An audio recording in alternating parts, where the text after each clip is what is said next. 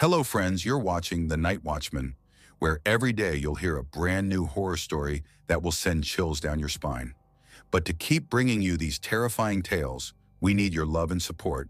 So don't forget to like, comment, and subscribe. Now let's begin the story.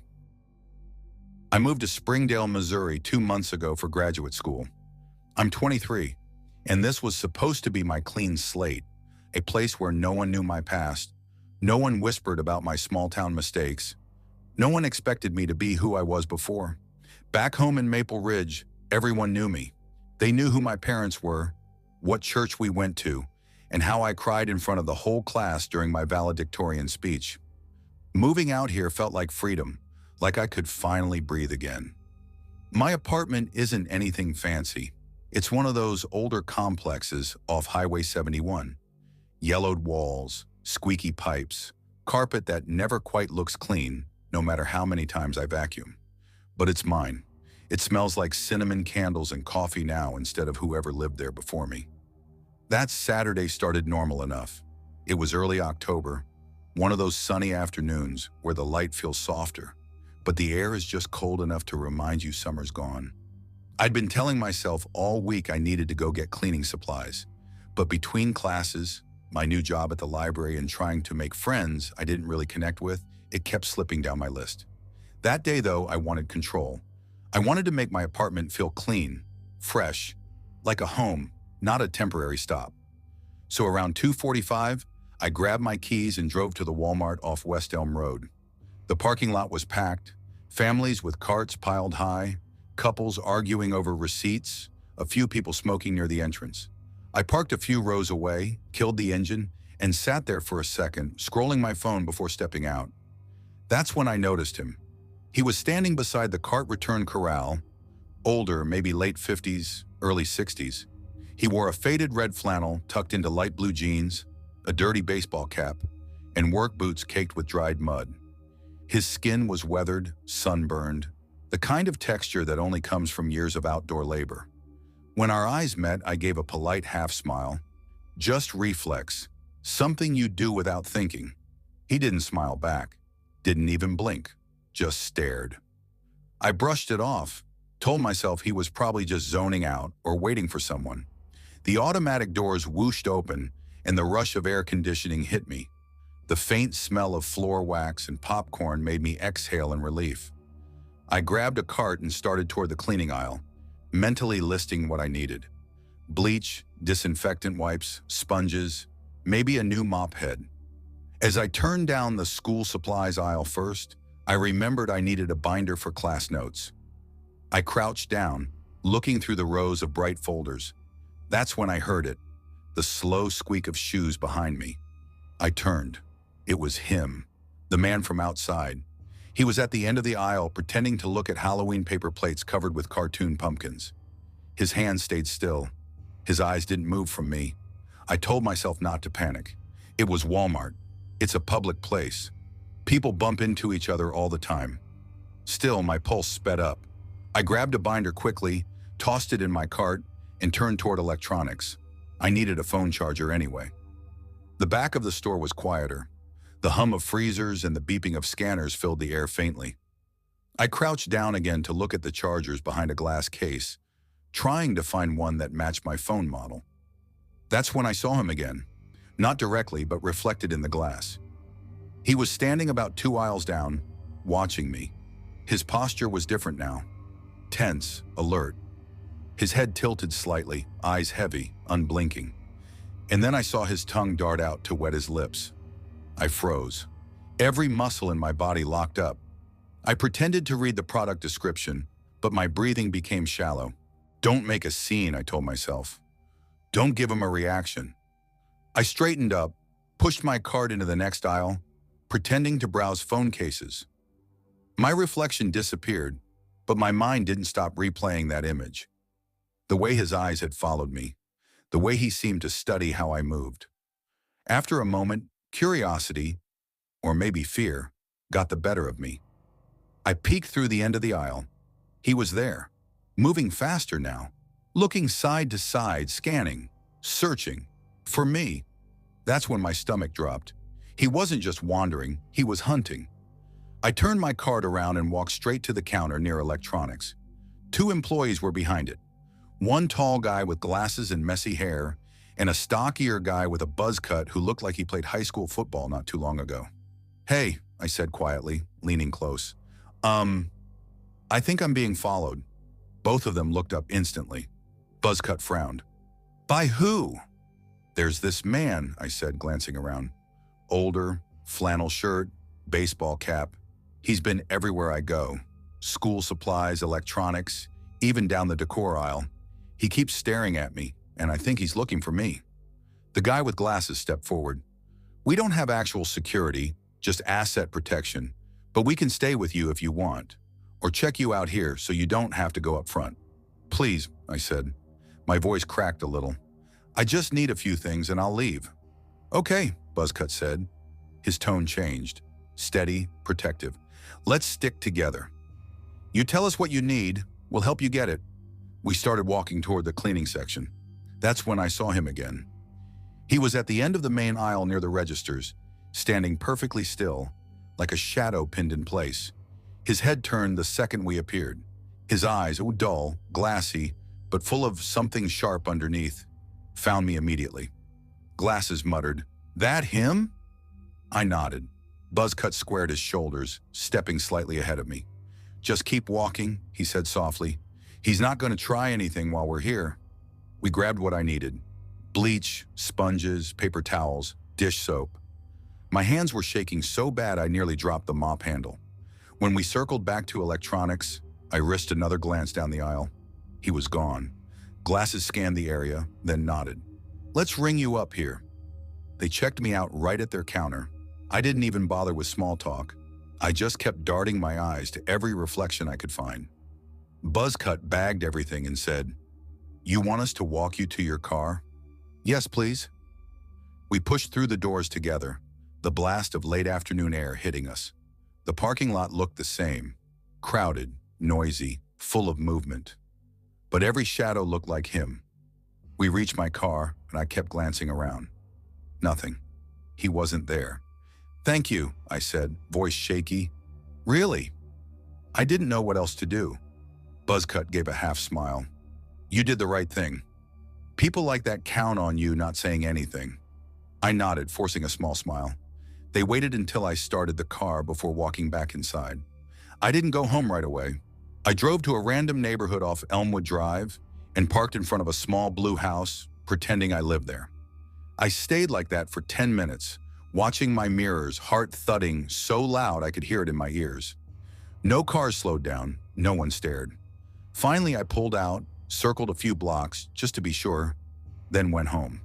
Inside my apartment, I locked every window, every door, then sat on the couch gripping my pepper spray. Every creak in the pipes made me flinch. I didn't sleep that night. The next morning, I told myself it was over. I forced myself to go about my day, did laundry, studied, tried to believe I'd just overreacted.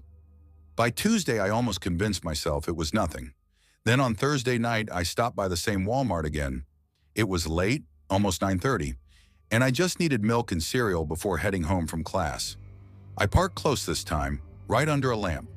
The lot was half empty, and I remember thinking how the yellow light from those street lamps made everything look washed out, fake. Inside, the store was quiet. I grabbed a basket and headed for dairy. When I turned down the refrigerated section, I saw movement at the end of the aisle. A man stepping out from behind a pallet of soda. The same man, same flannel, same cap. My stomach twisted into ice. He wasn't even pretending this time. He was staring straight at me, unmoving, like he'd been waiting. I turned around and started walking fast toward the checkout lanes. My pulse racing so hard I could barely see straight. I cut through the seasonal aisle trying to lose him, but I could hear his footsteps. Slow, deliberate, following the rhythm of my own. When I reached the self-checkout, I dropped the milk and cereal onto the scanner. My hands were trembling too badly to even bag them. I kept glancing at the reflection in the monitor. He was standing just behind the candy racks, maybe 20 feet away, watching. The attendant, a middle-aged woman in a blue vest, noticed me. "You okay, sweetheart?" I nodded too quickly. "Yeah, just in a hurry. I paid, grabbed the bag, and headed straight for the exit. The door slid open, and the night air hit me like a shock. I walked fast, then faster, fumbling with my keys. I could hear boots behind me now, heavy, uneven, scraping. I didn't look back. I just sprinted. I reached my car, yanked the door open, and slammed it shut, locking it instantly. My chest was burning. I looked up through the windshield. He was standing halfway down the row. The light above him flickered. His face was pale, half lit by the lamp, his mouth open just enough to show teeth. He wasn't smiling. He just stared. Then he lifted one hand slowly, like he was waving. Not at me, but toward my car, like he was marking it. I threw the car in reverse and peeled out of the lot, my tires screeching against the pavement. I didn't stop until I was back home, shaking so hard I could barely get the key in the lock. When I finally got inside, I called my mom. I didn't tell her everything, just said I'd had a weird run-in and was a little scared. She told me to be careful, to shop during the day, to maybe go somewhere else next time. But that wasn't the part that stayed with me. What stayed was the look in his eyes, the certainty. Like he already knew who I was. Like he'd been waiting, not by accident, but on purpose. And now every time I step inside a store, I can feel it again. That heavy stare, the sound of those boots behind me, the reflection of him in the glass. Sometimes late at night, I'll be sitting on my couch and swear I see a shape move past the window. I tell myself it's nothing, just the wind, just shadows. But deep down, I know I never saw his car leave that parking lot. And some nights when the street lights flicker outside my apartment, I can almost make out the faint outline of a man in a red flannel, standing just beyond the light, still watching. Story 2. I never thought of myself as the kind of person who'd be afraid to go shopping. I mean, it's Walmart. Bright lights, cameras everywhere, families, music playing overhead about rollback prices. What could possibly go wrong in a place like that? My name's Rachel Coleman. I'm 34, and I live in a small town called Brookhaven, Missouri. A quiet, tree-lined place where people still wave from their porches, and everyone knows whose kid belongs to who. I've been divorced for 3 years now, and like most single moms, I've learned how to juggle exhaustion like it's an Olympic sport. Between work, bills, and my 2 kids, Maya, who's 12, and Grace, who's 8, there isn't much room left for fear. That night, though, that night changed everything I thought I knew about safe places. It was a Thursday early October. The air had that crisp bite to it that makes you start thinking about pumpkins and sweaters. I'd worked a full shift at Brookhaven Family Medical, where I'm a front desk receptionist. My brain was fried from answering insurance calls and scheduling flu shots. All I wanted to do was go home, take a hot shower, and zone out with Netflix while the girls argued over who got the blanket. But of course, life doesn't stop just because you're tired. Maya needed a new binder for school, Grace's sneakers were practically falling apart, and we were out of paper towels and milk. I told myself I'd make it quick, just in and out of Walmart. I even said it out loud as if speaking it into existence would make it true. Just in and out, I said while herding the girls into the car. Maya, with her earbuds dangling, rolled her eyes. "You always say that." "Yeah," Grace chimed in from the back seat. "And it's never true." I laughed. Okay, you're both right. But tonight, I mean it. We pulled into the Brookhaven Walmart Supercenter just after 8 p.m. The parking lot was half empty, those tall yellow lamps buzzing and flickering overhead. A couple of shopping carts were scattered across the asphalt, one rolling lazily in the wind. The smell of rain lingered in the air, even though the pavement was dry. Inside, the fluorescent lights were almost blinding after the dark parking lot. The hum of the air vents mixed with the faint sound of a pop song playing overhead. Grace jumped onto the bottom rack of the shopping cart, pushing herself with her sneakers squealing on the floor. "Can we get candy?" she asked immediately. "We'll see," I said. "We've got school stuff to grab first." "We'll see means no," she muttered. Maya smirked. "Told you." We made our way to the school supply aisle. The shelves were packed with notebooks, colored pencils, and bins of $1 folders. Grace darted ahead, grabbing sparkly pens and tossing them into the cart. "Hey, slow down, Turbo," I said, pulling a set of notebooks off the shelf. That's when I noticed him. A man, maybe mid-40s, tall, wearing a gray hoodie and dark jeans, came around the corner so fast I had to yank the cart back to avoid bumping into him. He didn't have a cart, no basket, nothing in his hands. "Sorry," I said automatically. He didn't respond. His head was slightly lowered, and he muttered something I couldn't catch before slipping into the next aisle, the seasonal section, where the Halloween stuff was. I brushed it off. People rush around all the time, but something about the way he moved, it was strange. Purposeful, but aimless at the same time. "Mom, look," Grace said, pointing at a bin of pumpkin-shaped candy buckets. I smiled, forcing the tension away. "Cute, huh? Maybe we'll grab one later." As I turned, I caught a glimpse of him again. The man was standing halfway down the aisle, pretending to look through a pile of candy bags. He wasn't actually shopping. His hand was in the same spot, rustling the same bag over and over, while his eyes flicked in our direction. Our gazes met. He looked away immediately, but that brief second felt wrong. His eyes didn't look startled or embarrassed like someone caught staring. They looked alert, focused. I nudged the cart forward. "Come on, girls, let's keep moving." We headed toward the clothing section. I told myself I was overthinking it. It's Walmart. People cross paths all the time. Maya was sorting through pajama sets when I felt that prickling sensation again, the one you get when someone's watching you. I turned. He was there. The same man. This time with a big bag of candy in his arms. Still no cart. Still that same restless, twitchy movement. He passed by slow, too slow, then veered off toward the men's section. Maya followed my gaze. "Mom," she whispered, "that's the same guy from the candy aisle." "You saw him too?" I asked quietly. "Yeah, he keeps looking at us." My heart skipped. "Stay close to me, okay?" Grace frowned. "What's going on?" "Nothing," I said quickly. "Just stay with me." But as we moved, I noticed something else. He wasn't alone. Near electronics, a man in a black cap was pretending to browse video games. Every few seconds, his head tilted slightly, eyes flicking toward us.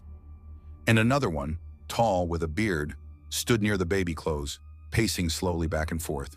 3 men, all in different aisles, all glancing at us. It wasn't random. My stomach dropped. "Girls," I said softly, "we're leaving." Now Maya's face went pale. "Is something wrong?" "Just listen to me." I pushed the cart fast, my palms sweating against the handle. Every turn I caught glimpses of them moving too, keeping distance, but never losing sight. The man with the candy had stopped pretending altogether. He stood near the end of an aisle, eyes locked straight on us, thumb tapping rapidly on his phone. My pulse was pounding. Grace whispered, "Mom, I'm scared." "I know, baby," I said, forcing calm into my voice. "You're okay. I just need you to stay really close to me." When we reached the front, I scanned the checkout lanes. The self-checkout was packed, and I didn't want to get trapped there. My hands were shaking. An employee in a blue vest was restocking shelves nearby. He couldn't have been older than 19. "Excuse me," I said, my voice trembling. "Can you get security?" "There are men following us." His eyes widened. What?" "Please," I said, barely keeping my voice steady. "They've been following us since the back of the store." He swallowed hard, nodded, and grabbed his walkie-talkie. "Security to the front," he said quickly into it. When I glanced back, the man in the hoodie was at the end of the self-checkout area, just staring, not pretending anymore, not even blinking. The one in the cap had drifted to the side exit doors, pretending to text. The bearded one was leaning against a shelf, arms crossed, eyes on us. It felt like the whole store had gone quiet, even though I knew it hadn't. I shoved our stuff onto the conveyor belt, paid without even checking the receipt, and took the girl's hands. "Come on," I said. "Mom," Maya whispered, "they're still there." "I know." "Don't look." We headed toward the sliding doors. My throat was dry, my heart hammering against my ribs. I could feel his eyes burning into me as we stepped outside. The night air hit like ice. Across the lot, under the buzzing yellow lamp, the man with the candy stood perfectly still, watching. His phone glowed faintly in his hand. I didn't go straight to our car. I veered toward a group of people walking in, keeping my daughters close. "Stay near the crowd," I said quietly. We didn't stop until we were surrounded by shoppers heading in. I turned, breath catching in my throat. He was gone. A security guard jogged up to us a moment later, his flashlight beam cutting across the parking lot. I told him what happened, my voice shaking, words tumbling out too fast. He nodded, asked for descriptions, and then walked us to our car. The next morning, I called the store manager. He said they'd checked the cameras. There were indeed 3 men moving through the aisles, appearing to follow us. They left just minutes after we did. But their faces didn't match any local mugshots. No license plates, nothing. It's been months since that night. I've replayed it over and over in my head. What if I hadn't noticed? What if Grace had wandered off like she usually does? I still shop at Walmart sometimes, but never that one. And never alone. Because I can't shake the feeling that it wasn't coincidence. That maybe those men weren't just following us for fun. That maybe if I'd made one wrong move, my daughters and I would have disappeared into the night. Just another story people whispered about when they said, "It's such a safe town. Nothing bad ever happens here." Story 3. I never thought something as ordinary as a late-night grocery run could change the way I see the world forever. Back then I was 15, just a kid trying to make it through high school in a town that never seemed to sleep. Pine Grove, West Virginia, wasn't the kind of place you'd see on postcards. It was small, run down in spots, tucked between the Appalachian Hills where the old coal mines had long shut down. Folks here knew each other by name, but behind the small-town charm was a kind of quiet decay, addiction, poverty, desperation. My dad used to say, "This town's got ghosts, son. Somewhere faces." That night started off simple. Dad had just gotten home from a late shift at the mill. My mom was working overnight at the hospital, and my little sister Chloe was sprawled across the couch watching cartoons. I remember Dad opening the fridge, frowning at the empty shelves. "Guess we're out of milk again," he muttered. "You up for a Walmart run?" I shrugged. "Yeah, sure." Chloe perked up immediately. "Can I come?" Dad smiled tiredly. "Yeah, grab a hoodie." Let's make it quick. It was late October, the kind of cold that bit through your sleeves and made your breath fog in the air. Pine Grove's Walmart sat just off Route 19, the only thing open 24 hours besides the gas station. The parking lot lights buzzed overhead, bathing everything in that weird, pale glow that makes you feel like you're standing in a dream. Inside, the store felt half asleep. A couple of employees were restocking shelves, carts squeaking faintly down long aisles. The intercom hummed with soft country music. I remember thinking it felt almost peaceful, the kind of quiet that comes when the world's gone home for the night. Chloe and I split off from Dad to grab cereal and snacks. She was 13 then, still goofy, always trying to make me laugh. We wandered through the aisles, whispering jokes and tossing things into the cart we didn't need. Then she nudged me, whispering, "Don't look right away, but there's this weird dude in aisle 6. I frowned. "What do you mean, weird?" She tilted her head slightly. "Just look." I turned casually, pretending to reach for a box of Pop-Tarts. That's when I saw him, a man standing at the end of the aisle, half hidden behind a shelf of canned beans. He was maybe in his late 40s, with greasy hair that hung over his glasses and an old tan jacket that looked 2 sizes too big. His skin was pale, almost gray under the fluorescent lights, and he just stared. Not at me directly, not at anyone, but through us like his mind was somewhere else. Chloe whispered, "He's been following us since the toy aisle." "I swear, maybe he's just shopping," I said, trying to sound calm even though something about him made my stomach twist. But then we turned into another aisle, paper towels, cleaning supplies, and there he was again, pretending to read a label upside down, his cart empty. "Okay, that's creepy," Chloe muttered. We found Dad in produce, tossing apples into a bag. I told him about the man, and he glanced up, scanning the area. "You girls worry too much," he said, though I could tell by the way his jaw tightened that he'd seen him too. Still, we finished up, checked out, and headed to the car. I remember exhaling as soon as we stepped into the cold night air, like the store itself had been holding its breath. But as we loaded the groceries, I saw movement across the parking lot. That same tan jacket, that same lanky figure standing near the cart corral, watching us. Dad noticed him too. "Get in the car," he said quietly. He stood there for a second, locking eyes with the man before climbing into the driver's seat. As we pulled out, I watched through the rear window. The man didn't move. He just stood there under the buzzing lights, watching until he disappeared into the distance. For a few days, I tried to forget about it. Told myself he was just some drifter, maybe homeless, maybe weird but harmless. But then I started waking up in the middle of the night. No noise, no dream. Just that feeling. That horrible, skin-crawling sense that someone was watching me. I'd lie there staring at my window, my heart pounding so loud, it drowned out the quiet. One morning, I told my mom, "You've been watching too many true crime shows," she said with a laugh, pouring coffee. "Your imagination's running wild." But it wasn't imagination. I could feel it. The same prickling tension I'd felt that night in Walmart. By the second week, even Chloe started acting strange. She came into my room one morning and said, "Did you hear tapping last night?" "What?" Like someone knocking, but really soft. From outside, we checked the windows. Nothing. I laughed it off, but I didn't sleep well after that. It all came to a head one Saturday. My parents decided to take a day trip to visit my aunt in Beckley. Chloe was sleeping over at her friend's house. That left me home alone. Normally, I loved it. Blasting music, eating junk food, gaming until 3 a.m. But that morning, I woke up with this heavy, restless energy. The air in the house felt off, like the kind of silence that isn't really silent. By noon, I was jittery enough to text my buddy Mason. Me. "Bro, you want to hang? This house feels haunted." Mason. "Lamau. Haunted or boring?" Me. "Both." Mason. "Be there in 10. When I heard his car outside, I practically ran to the door. As soon as I got in, Mason frowned. "You good, man? You look like you've seen a ghost.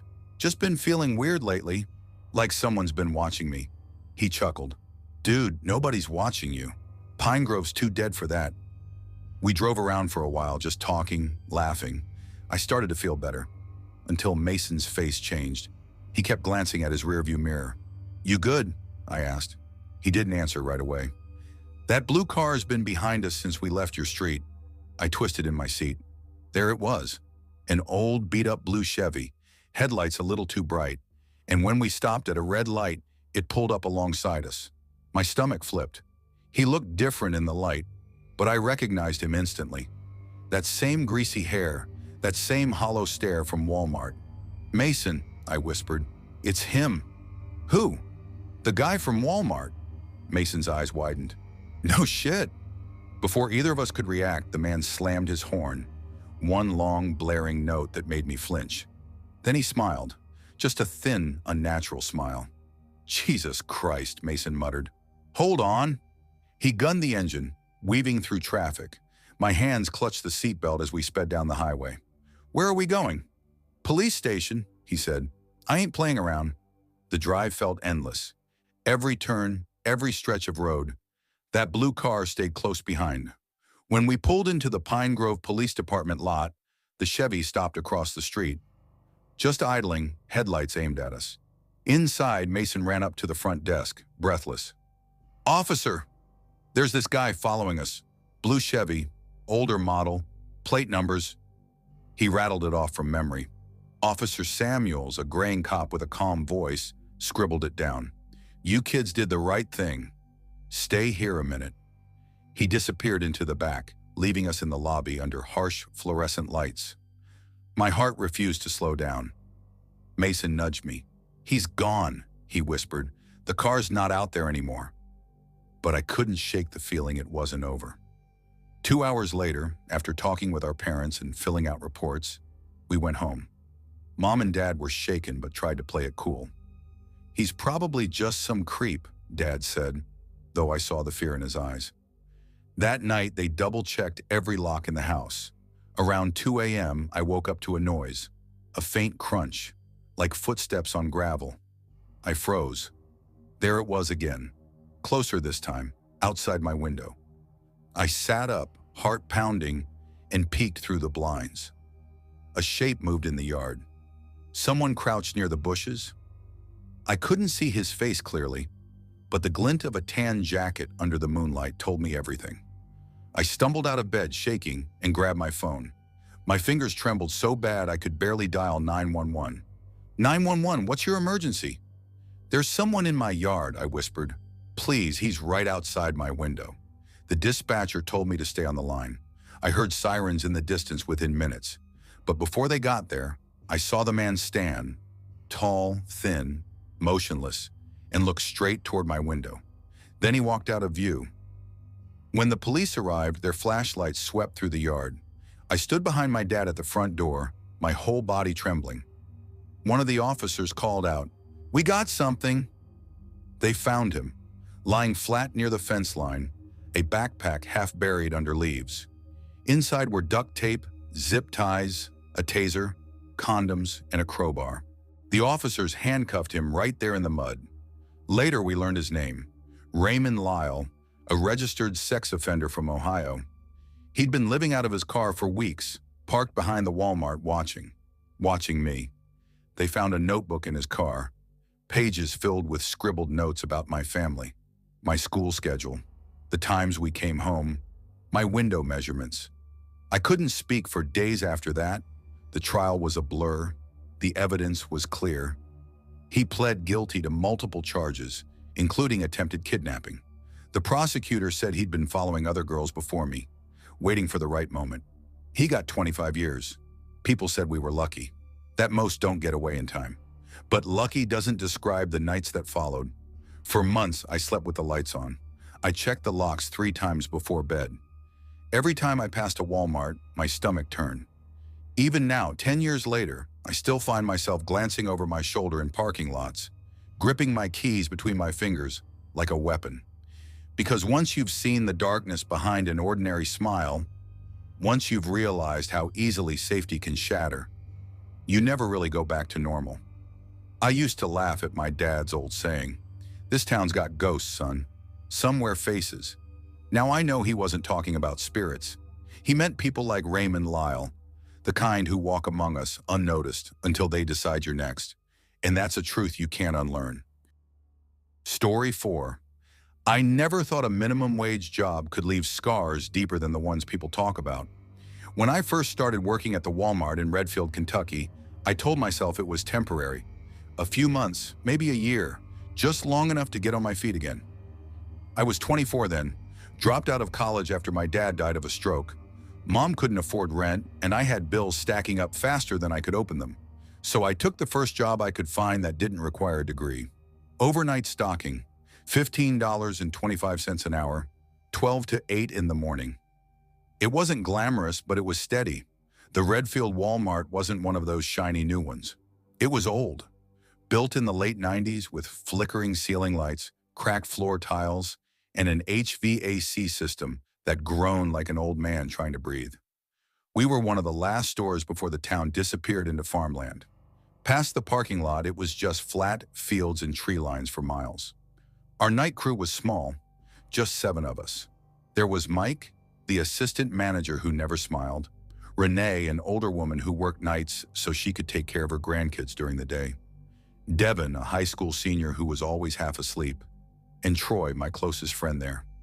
Troy was 29, scruffy, kind of quiet but funny when he wanted to be. He'd worked there longer than anyone else. He always said, "Man, this place will eat your soul if you let it." I laughed the first time he said it, but over time I realized he meant it. It all started the week before Halloween. That night I was working toys, zoning the shelves, cleaning up the mess that parents and their kids had left behind earlier in the day. It was around 2:30 a.m. The store was dead quiet except for the hum of the refrigerators and the occasional beeping of the price scanners. Troy was down the next aisle over, setting up a seasonal end cap with plastic pumpkins and fake cobwebs. "Hey man," I called, "you good over there?" He didn't answer. I peeked around the corner. He was standing there, just staring at his hands. "Troy?" I said, walking closer. He flinched and looked up. His eyes were bloodshot. His skin looked pale, like he hadn't slept in days. "You all right?" He gave this uneasy half laugh. "I don't know, man. I think something's wrong with me." "Like sick?" I asked. He shook his head slowly. "No, not like that. Just Wrong. Inside, he tapped his temple with 2 fingers. I chuckled awkwardly. Welcome to Walmart nights, dude. We're all a little messed up in the head working graveyard shifts. He didn't laugh. He just shoved his hands into his hoodie pocket and muttered, You ever do something so bad that it starts following you? What do you mean? He looked up at me, eyes full of something I still can't describe. Guilt, fear, regret. I did something once, he whispered, and now I think it's here.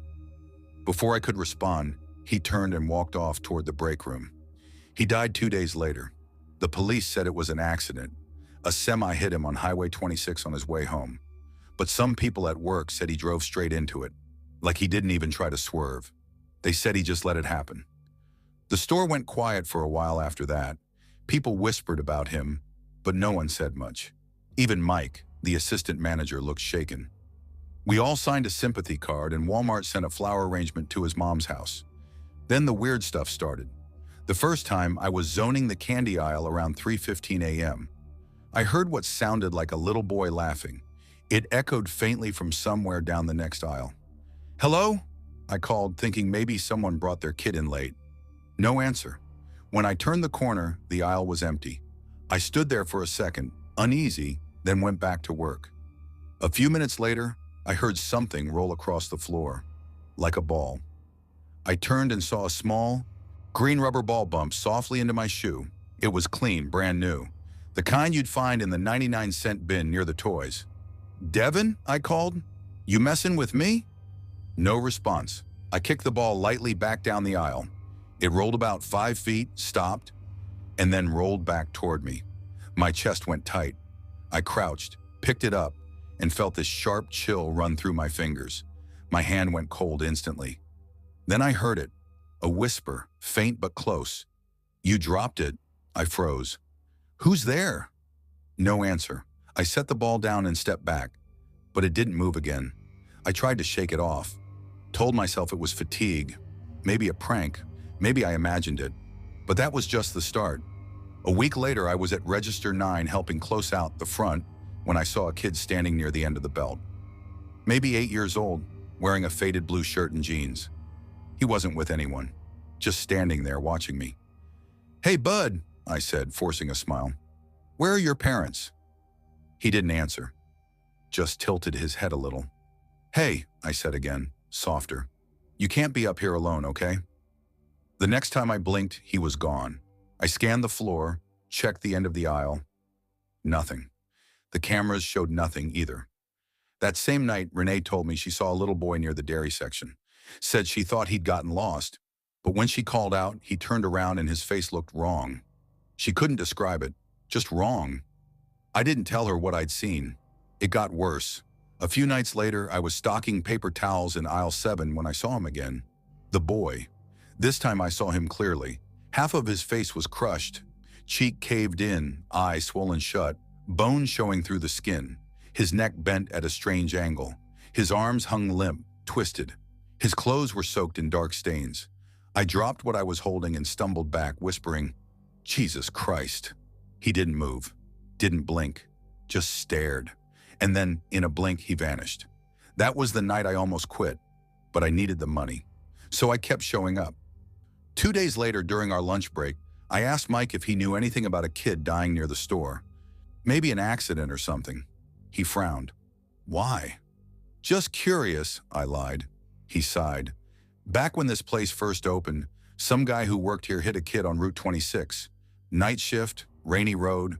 The guy was drunk, didn't stop, my blood ran cold. Who was it? He rubbed his jaw. I don't remember his name. Worked here years ago. Drove a dark pickup. Quit the next day, I didn't need to hear more. It was Troy. That night I sat in my car after my shift, staring at the green rubber ball I'd found sitting on my dashboard. I hadn't touched it in over a week. I didn't even take it with me. But there it was, waiting.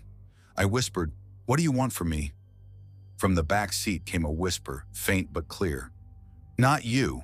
I jumped, heart pounding. "Then what do you want?" I said, shaking. The voice came again, just behind my ear. He let me fall. My throat went dry. Troy? The air went cold. My breath fogged the windshield. I turned, and in the reflection, I saw him, the boy, sitting in the passenger seat, broken and bloodied, staring straight ahead. "Please," I said, my voice cracking, "you've got the wrong person." He lifted his hand, pointed at the green ball resting between us. "You carry me now." I threw the ball out the window and floored the gas. When I looked in the rearview mirror, the boy was standing in the middle of the lot, watching me drive away. I didn't sleep that day. Every time I closed my eyes, I saw that ruined face. I saw Troy's hands shaking, staring at them like they were cursed. I called out sick for 2 nights. When I came back, the ball was sitting by the employee entrance door, like it had been waiting. That was my last shift. I didn't even clock out.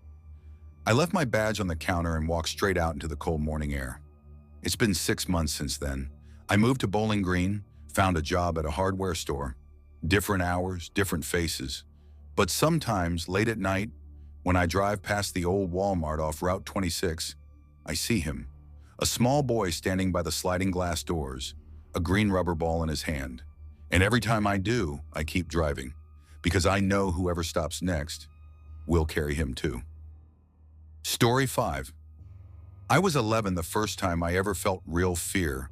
Fear that didn't come from a horror movie or a bad dream, but from something that looked like every other ordinary day.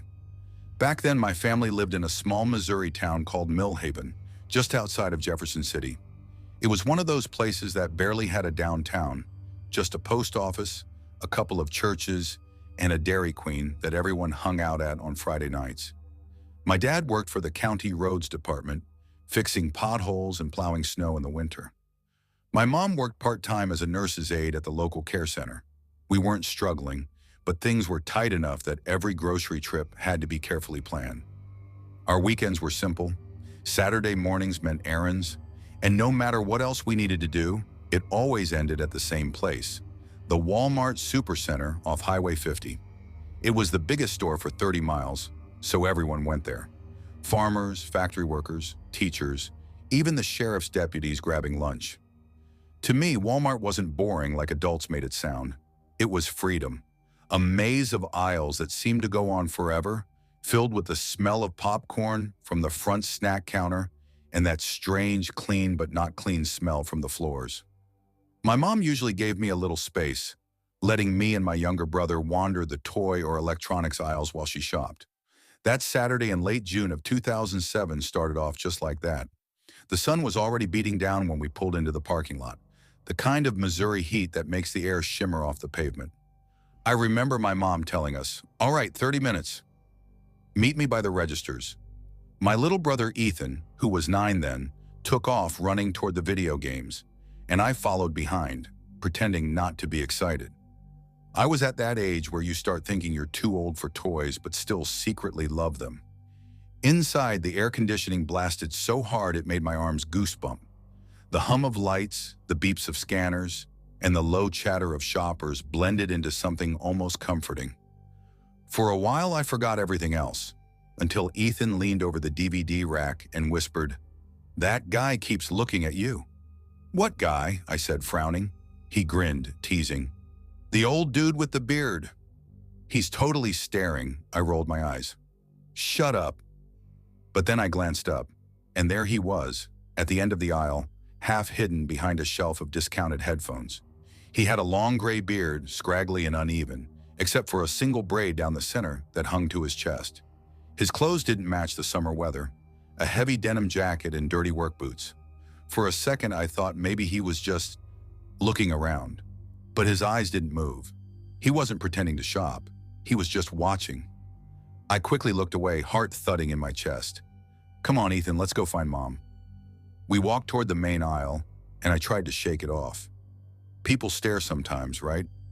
Maybe I'd imagined it, but then, as we passed the beauty section, I saw the same man again, this time in the next aisle over. He picked up a bottle of shampoo, turned it over in his hands like he couldn't read the label, and then slowly glanced my way. My throat went dry. "Mom's in the grocery side," Ethan said, oblivious, skipping ahead. "Wait," I said quietly, scanning behind me. He was still there. I ducked into the next aisle, hoping to lose him. But when I turned around again, he was at the end of it. just standing there, not even pretending anymore. That's when panic started to sink in. I wasn't supposed to talk to strangers, wasn't supposed to wander off, and yet here I was, alone in a store, with a man who looked like he belonged in a mugshot. I tried to think, what would Mom say? Go where there are people. So I hurried toward the front, forcing myself not to run. My palms were sweating. Every aisle I passed, I could see glimpses of him following, just out of reach, never close enough to make a scene. When I finally spotted my mom near the cleaning supplies, I nearly cried with relief. "Mom!" I hissed. She turned mid-sentence with paper towels in hand. "What?" "There's a man. He's following me." Her face changed instantly. My mom wasn't dramatic, but she didn't take chances. "Where?" I pointed weakly behind me. "He was right there." She looked, scanning the aisles. Then she saw him. Her jaw tightened. "Stay beside me," she said quietly. "If he comes closer, clear your throat." "Got it?" I nodded.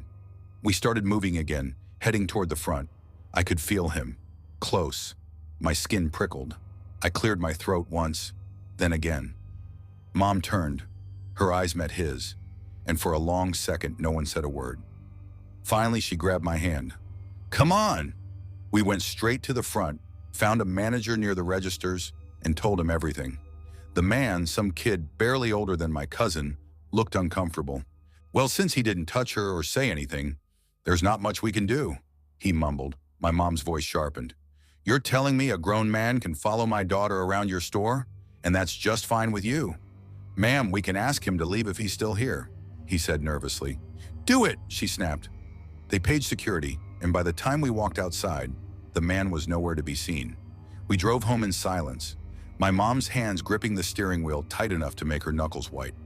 That night, she made my dad promise to go with us on every shopping trip from then on.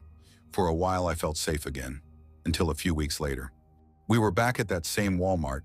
My dad was helping my mom in the garden section, and I was flipping through a magazine near the checkout. I turned and froze. He was in line 2 registers over, the same denim jacket, the same braided beard. He didn't buy anything, just stood there, watching. I didn't say a word.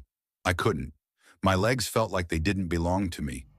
When we left, I told my dad what I saw. He didn't say much, just looked out over the parking lot like he was memorizing faces. From then on, every trip to Walmart felt like walking through a minefield. Sometimes I thought I saw him, sometimes I wasn't sure, but I never felt alone there again. Then when I was 16, I found out who he was. My friend Hannah had invited me to her house one night for a sleepover. Her dad was having a barbecue, a few neighbors came by. When one of them showed up late, carrying a 6-pack, my stomach dropped. Same man. He smiled like he knew me. "Hey there, sweetheart," he said casually, tipping his hat. I couldn't move. My hands started shaking so bad I had to set my drink down. Hannah noticed. "You okay?" "That man," I whispered. "Who is he?" She frowned. "That's Walt, my dad's friend. He fixes cars sometimes." "Why?" "He used to follow me," I said quietly. She laughed nervously. "Follow you? Walt?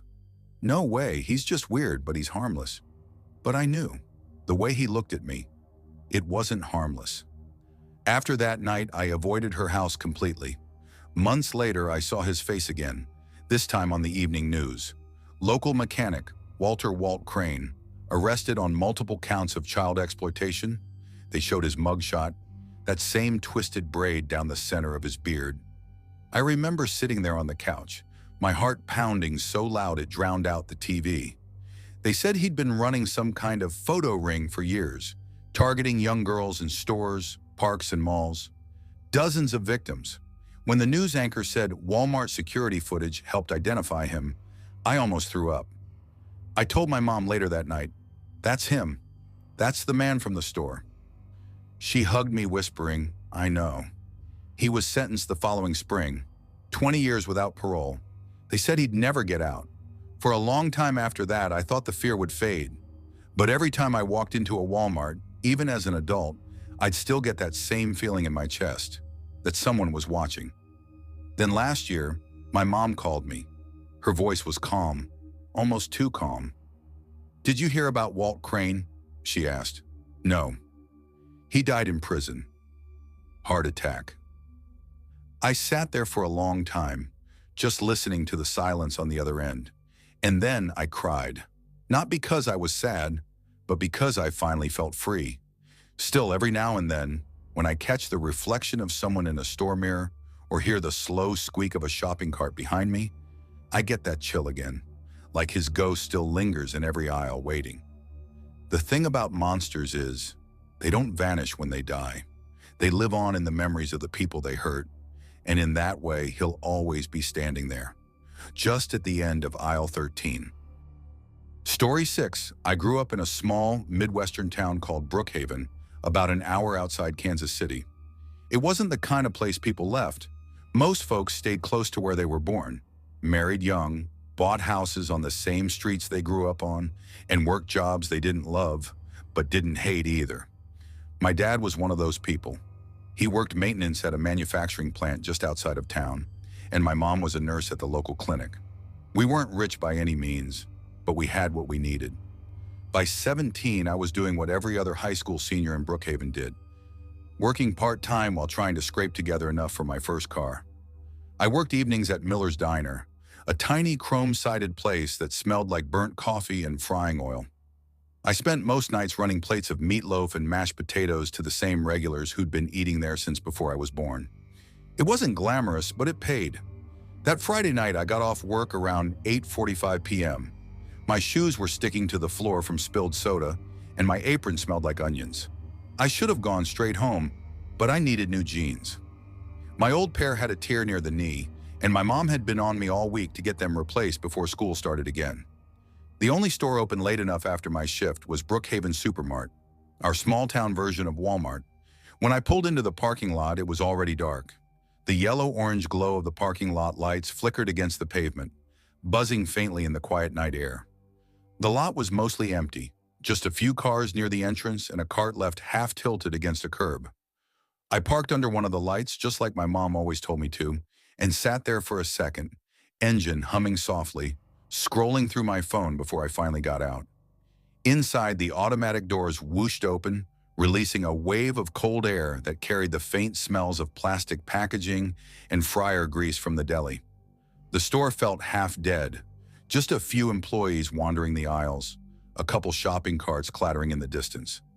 I grabbed a cart even though I didn't need one, mostly just to have something to hold on to. The wheels squeaked as I pushed toward the clothing section. The fluorescent lights buzzed overhead, reflecting off the white tiles. I picked out 3 pairs of jeans, 2 dark wash, 1 faded, and headed to the fitting rooms in the back corner of the store. The woman at the counter was maybe in her early 20s, her hair pulled into a messy bun. She looked exhausted, scrolling her phone without much interest. 3? She asked without looking up. Yeah, I said, holding up the hangers. She handed me the little plastic number tag. 3rd stall's clean. Thanks. Inside, the air smelled faintly of dust and cheap perfume. The fitting room walls were scuffed, the kind of off-white that used to be bright a decade ago. I tossed my hoodie on the bench, unbuttoned my jeans, and tried on the first pair. They fit better than I expected. I stepped out to get a look in the big mirror by the attendant's desk. She didn't even look up, just kept scrolling her phone. I walked a few steps, testing the fit. Perfect. I went back, tried the 2nd pair, then the 3rd. When I was done, I changed back into my own clothes, folded the new jeans neatly, and picked them up. I didn't realize until much later that I had left my wallet sitting on the little bench inside the fitting room. I headed toward the self-checkout lanes, half zoning out as I scanned the jeans and stuffed them into a bag. That's when I saw him. He was standing by the row of vending machines near the end of the checkout area. A tall, lanky guy, probably 6'3" or 6'4", wearing a faded denim jacket and dark jeans. His hair was black, uneven, like he'd cut it himself, and his skin had that sickly pale tint that made his veins look more visible than they should have been. He was holding a bottle of Dr. Pepper, the cap still on, his long fingers wrapped around it. But it was his face that got me. He was smiling, not in a friendly way. His grin looked crooked, stretched too wide, like he was amused by something only he knew. His eyes followed me, never blinking, and even though the store was bright, I felt cold all over. I told myself to ignore it, People stare sometimes. Maybe he was just zoned out. I finished paying and shoved my receipt into the bag. When I looked up again, he was still there. His lips moved like he was whispering something, but I couldn't hear it over the machine's beeping and the hum of the lights. I left fast. Outside, the night air hit me hard, thick, heavy, and still. I walked quickly to my car, glancing behind me once. He was gone. I locked my doors as soon as I got in, threw my bag in the passenger seat, and drove home. I didn't think much about it after that. I was just tired. It wasn't until around 11:30 p.m. that everything went wrong. I was lying in bed scrolling TikTok when my phone buzzed with a text from an unknown number. "Hey, did you see me at the self-checkout tonight?" I froze. I stared at the message for a few seconds, then typed back, "Who is this?" The reply came almost instantly. "The guy you saw." "The one smiling at you." My stomach dropped. "How'd you get my number?" I asked. Another fast reply. "Saw it in your wallet when you were trying on jeans. You left it open. Couldn't help but notice." That's when it hit me. I'd left my wallet in the fitting room. I must have gone back and grabbed it after paying, but if he'd seen it, I felt my throat go dry. My hands were shaking as I typed, "That's creepy. Don't text me again." The reply came within seconds. "You looked good in those jeans." "Real good. Send me a picture of you in your underwear." I dropped my phone like it burned me. My pulse was hammering in my ears. I stared at the glowing screen, watching the little typing dots appear again. "Come on, don't be shy. No one has to know. I like guys your age." I swallowed hard, fingers trembling as I typed, "I'm 17. Leave me alone or I'm calling the cops." Then came the message that made my blood run cold. "If you do that, I'll come to your house. I saw your address in your wallet too. I'll come while you're asleep. I'll make it quick." I couldn't breathe. My heart was pounding so hard it hurt.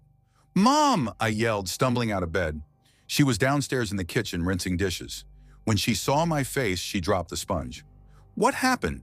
I shoved the phone toward her. "Read this." Her expression went from confusion to rage in seconds. "Get your shoes on. We're going to the station right now." We were at the Brookhaven Police Department in under 10 minutes. My mom's hands were gripping the steering wheel so tight her knuckles were white. Inside, the station smelled faintly of coffee and floor cleaner. The officer at the front desk, Sergeant Cole, took one look at my mom's face and ushered us into a back room. I handed him my phone. He read the messages quietly, his jaw tightening. Then he stood. "Stay here," he said, and disappeared into an office. He was gone for 20 minutes. My mom sat beside me, shaking her leg, whispering under her breath. I just stared at the floor. When he came back, his face was pale. "You did the right thing coming in," he said. "We ran the number through our system. It's registered to a man named Gavin Rourke. That name didn't mean anything to me. He's a registered sex offender," Cole continued, "and wanted in Clay County for attempted abduction." My stomach turned. Cole leaned forward. "We're putting out a warrant tonight. You two need to go home, lock every door and window, and don't answer for anyone. We'll have a patrol car outside your house until we get him." That night, I barely slept. Every sound outside made me jolt awake. At one point, I thought I saw headlights pause in front of our house, but when I peeked through the blinds, there was nothing. 2 days later, we got a call. They'd found him. He'd been living out of his car behind an old gas station about 5 miles out of town. Inside the car, they found several phones, photos of other people, and a small notebook with addresses written inside. Mine was one of them.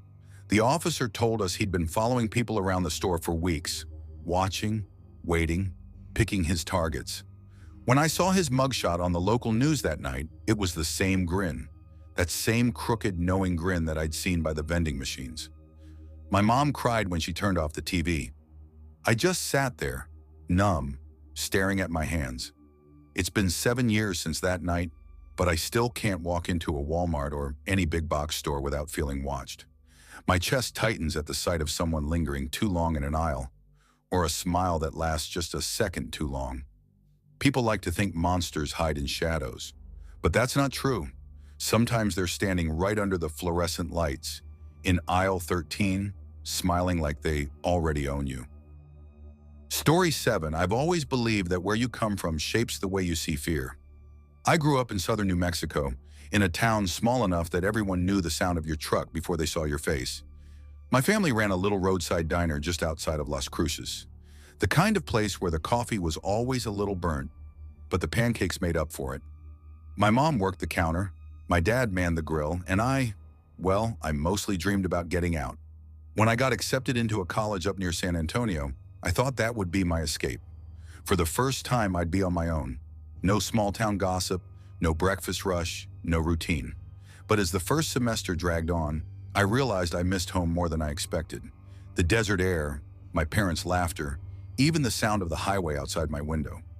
So when Thanksgiving rolled around, I decided to drive back home instead of waiting for my dad to pick me up like he always did. Two of my closest friends, Megan and Alyssa, begged to come with me. Megan was all adrenaline and confidence, the kind of person who'd drive 200 miles out of her way just for a photo by a weird roadside attraction. Alyssa was quieter, thoughtful, the kind of girl who read maps for fun and could spot when something felt off before anyone else noticed. At first, I told them no. My dad was planning to come get me like usual, but Megan wasn't having it. "Come on, Danny," she said, throwing her arm around me in the dorm hallway. "It's a 6-hour drive, easy. We'll take my car, make it a road trip. You can show us your hometown diner. What's the worst that could happen?" I laughed, but even then I felt a flicker of unease. Something about the way she said it, "What's the worst that could happen?" sat wrong in my stomach. But I pushed it down. I didn't want to be the paranoid one. We left just after 3 in the afternoon on the Wednesday before Thanksgiving, the sky wide and gold, the desert stretching endlessly on both sides of the road. The air was filled with that restless holiday energy, the feeling of going home. Megan drove. Alyssa sat up front, phone in hand, tracking our route on the GPS. I sat in the back, half dozing, half watching the scenery slip by. Dusty plains, old billboards, the occasional lonely gas station. Everything felt perfect until the sun went down. Once darkness fell, the road changed. Out here, there weren't many streetlights, just the thin white glow of the headlights cutting through the black. The GPS screen was the only other light, glowing softly from the dashboard, the blue line stretching endlessly across nothing. I didn't notice right away that something was wrong, but after a while it hit me. There hadn't been another car for at least 30 minutes. No headlights behind us, no taillights ahead. Just us and the empty highway. Alyssa leaned forward, squinting. "Megan, are you sure this is still Route 281? "That's what the GPS says," Megan replied, tapping the screen. "We're fine." But we weren't fine. The road curved sharply a few minutes later, and then just ended. No signs, no exit ramp, just a narrow dirt path leading into a grove of trees. Megan slammed on the brakes, the tires screeching against the asphalt. "What the hell?" she muttered. "That's not on the map." Alyssa frowned at her phone. "That's impossible. It says we're still on Route 281.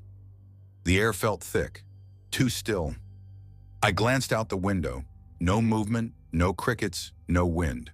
Just silence pressing against the glass.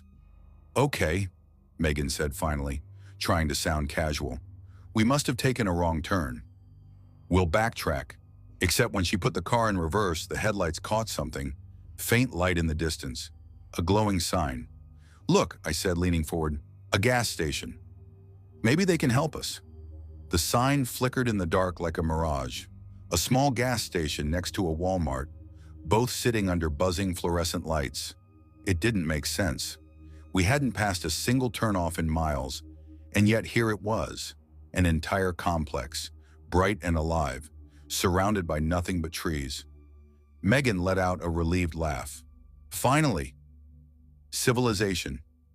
She pulled into the lot, the tires crunching over gravel. The parking lot was almost empty, save for 2 cars parked near the gas pumps.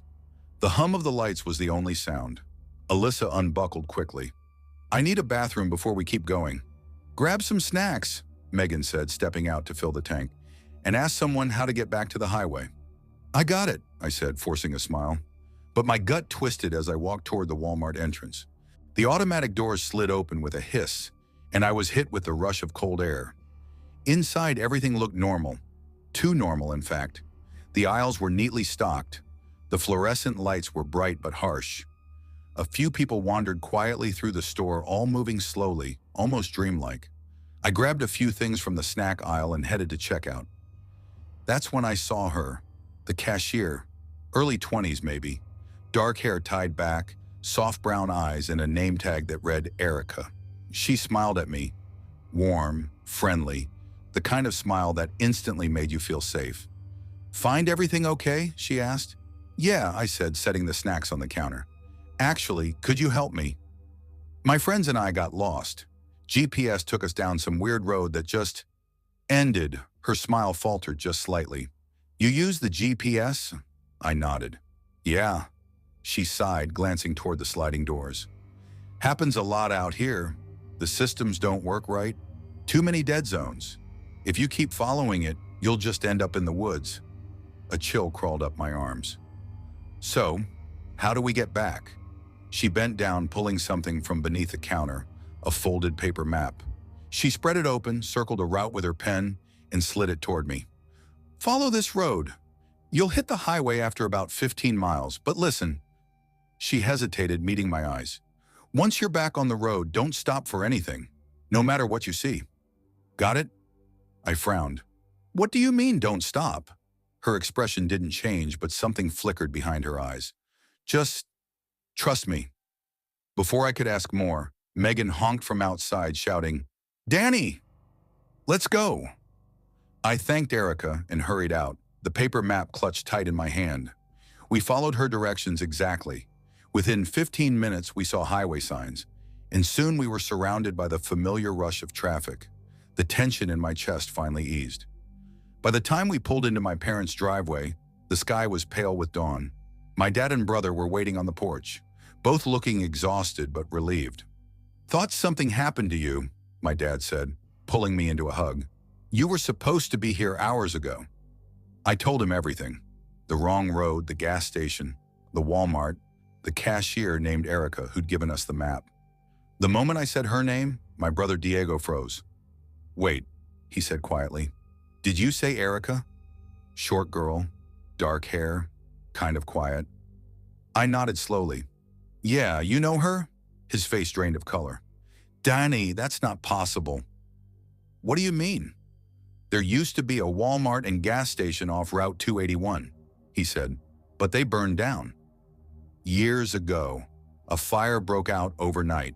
Electrical fault, they said. The cashier working that night. Her name was Erica." I stared at him. "That's impossible." We saw her. She gave me this map. I pulled it from my backpack, unfolding it on the kitchen table. My dad leaned closer, squinting. The paper was old, yellowed, brittle. The ink was smudged like it had been wet. "Danny," he said softly, "this looks decades old." Alyssa, who had been silent until then, whispered, "She told us not to stop." What did she mean by that? Nobody answered. I didn't sleep that night. Every time I closed my eyes, I saw Erica's face, the way her eyes had flickered when she warned me. Don't stop for anything. 2 weeks later, after dropping Megan and Alyssa back at school, I couldn't stop thinking about it. I needed to know.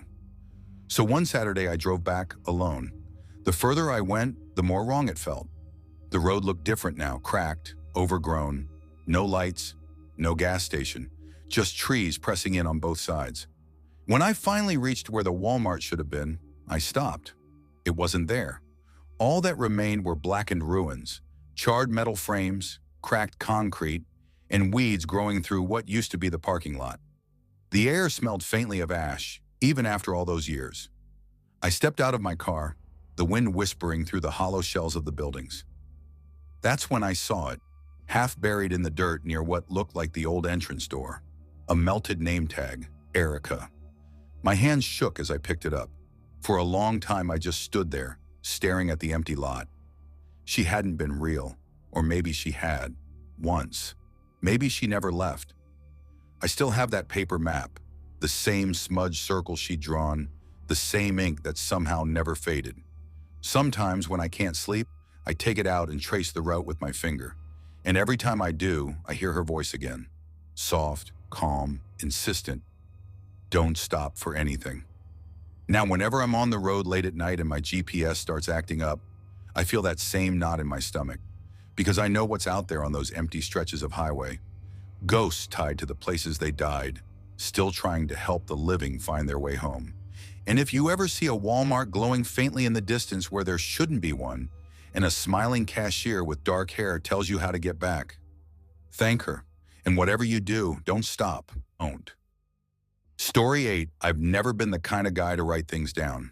But sometimes when something gets under your skin so deep that even sleep can't scrape it out, you've got no choice but to put it into words. That's what tonight is for.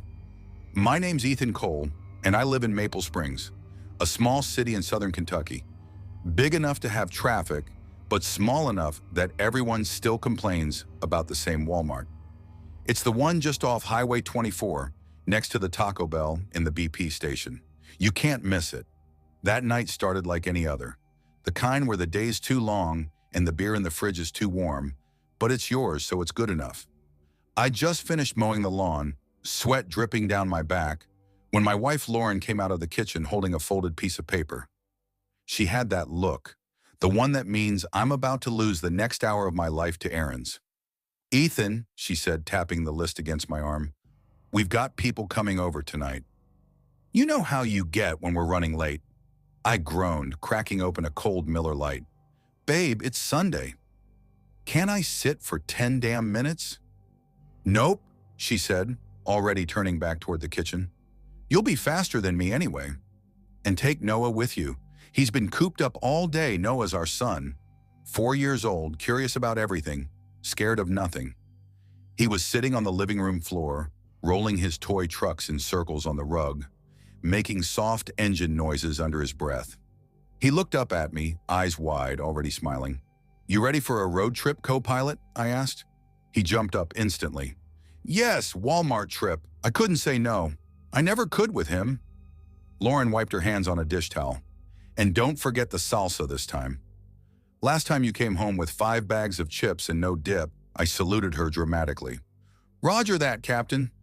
Love you, she said with that half smile that still gets me. Love you too. We headed out to the truck. The late summer air was heavy, thick with humidity and the smell of cut grass.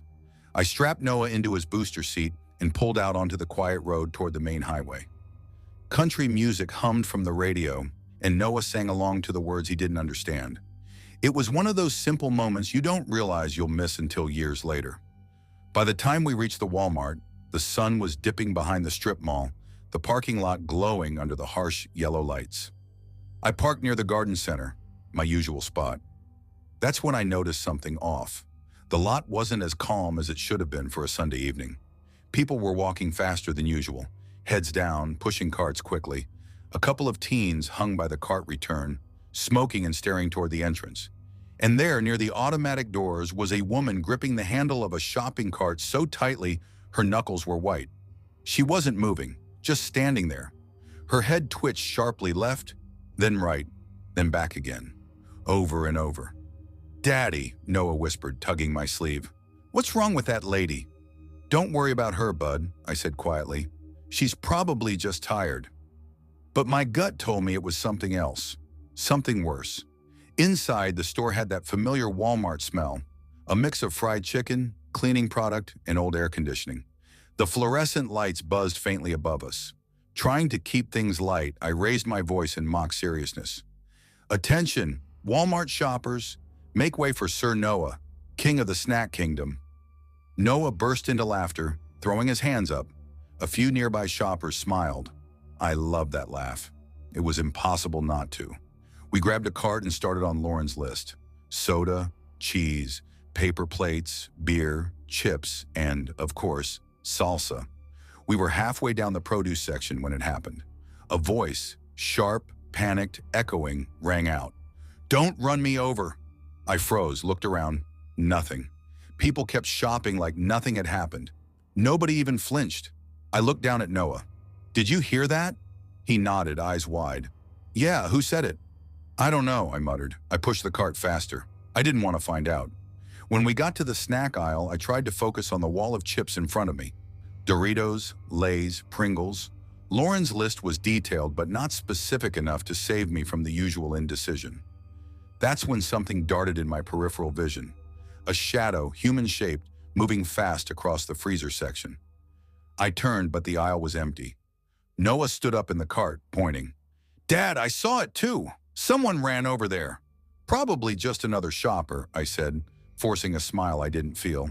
But inside, my skin crawled. The air felt wrong, too still, like the hum of the store had been turned down a notch. Noah begged to see the toys next, so we made our way over. He ran his little hands along the boxes, eyes lighting up at the sight of Hot Wheels cars. "Just one," I said. He grinned. "Deal." As I reached for a small blue car, movement caught my eye at the far end of the aisle. It was her, the woman from outside. She stood there halfway between the shelves of action figures and board games, her head twitching again. This time her eyes were on me, and she smiled. Her teeth were yellow, cracked, her gums raw. It wasn't the kind of smile you give a stranger. It was something else, something feral. Noah whimpered softly, "Dad." "She's scary." I swallowed hard. "Don't look at her. Let's go."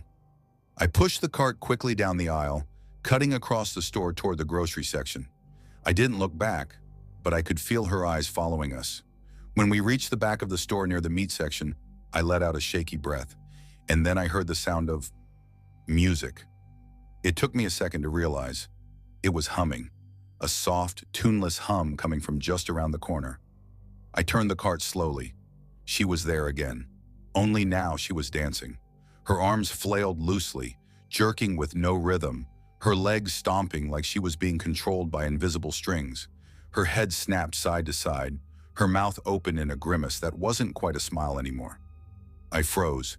Then she stopped, dead still, and turned to face me. She picked up a random item from the shelf, a can of whipped cream, and clutched it against her chest. Her eyes locked on mine. And then, in a voice that didn't sound human, she asked, "Do you have whipped cream?" I stammered. I think that's what you're holding." She leaned closer. I could smell her. Rot, sweat, ammonia. My stomach turned. "Nonsense," she hissed. "They never have what I need." Then she slapped the can into my cart and stumbled away, muttering to herself. I stood frozen, heart pounding, until I heard Noah start to cry. "Daddy, let's go home," he said. "Yeah," I breathed. "We're going." At the front of the store, I found a security guard and told him what happened. His radio crackled as he called for backup. 2 more guards joined him, then an officer, a tall man with a weary look. He introduced himself as Officer Drew Jensen. "You're the one who saw her first?" he asked. "Yeah," I said. She came up to me." "She asked about whipped cream," he sighed. "Her name's Lydia Crane. We've had calls about her before. Used to live behind the gas station near here. Been struggling with meth and psychosis for years. She's dangerous when she spirals." I nodded, still shaking. "She needs help." "She's been offered plenty," he said, tone flat. "Never takes it." I watched as they found her near the entrance. She was on the floor, twitching, whispering words no one could understand.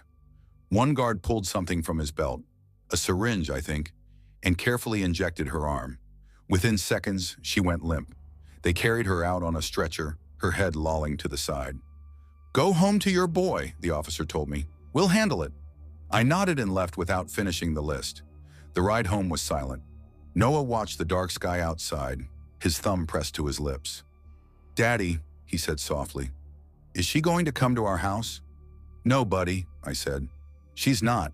But that night, after everyone left and the house was quiet, I couldn't stop thinking about her. That look in her eyes, that question, "Do you have whipped cream?" I don't know why it stuck with me. Maybe it was random. Maybe it wasn't. A week later, I went back to the store. Curiosity, maybe, or stupidity. The manager told me she didn't make it, overdosed in the ambulance before they got her to the hospital. I drove home with my hands shaking on the wheel. That night, while putting Noah to bed, he looked up at me and whispered, "Daddy, I saw her again." My blood went cold. "What do you mean?" "In the window," he said. "She was smiling, but her head was moving funny. I ran to the living room window. Nothing but the quiet street outside, the flicker of the porch light, the soft rustle of leaves. I told myself it was just his imagination. Kids see things sometimes, but every time I walk into that Walmart now, I feel it. The air heavier than it should be. That same hum under the lights, like the building itself remembers. Sometimes near aisle 12, I swear I hear it again, faint and desperate, echoing from nowhere. Do you have whipped cream? And even though I tell myself it's in my head, I never go down that aisle alone anymore.